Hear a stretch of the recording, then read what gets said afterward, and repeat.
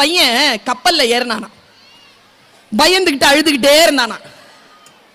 இல்ல இந்த கப்பல் மூழ்கிறோம், இது போய் எங்கேயாவது சொருகிறோம், கடல் பூதம் என்ன சாப்பிட்றோன்னு அழுதுகிட்டே இருந்தானா. எல்லாருக்குமே இந்த பயம் பரவி இருக்கு. அழுது அழுது அழுது சூழலை அசிங்கப்படுத்திக்கிட்டே இருக்கிறான். எவ்வளவு சொன்னாலும் தாங்க மாட்டேங்கிறான். அவனை பார்த்து அடுத்தவங்க பயப்படுறாங்க. கப்பல்ல ஒரு ஞானி இருந்தார், டீச்சர். அவர் என்ன தெரியுமா பண்ணார்? பையனை தூக்கி கடல்ல போடுறான்னார். தூக்கி கடல்ல போட்டாங்க.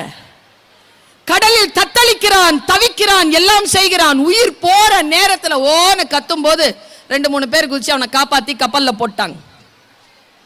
காப்பாத்தி கப்பல்ல போட்டதுல இருந்து கரை வர வரைக்கும் கம்முன்னு இருந்தானா.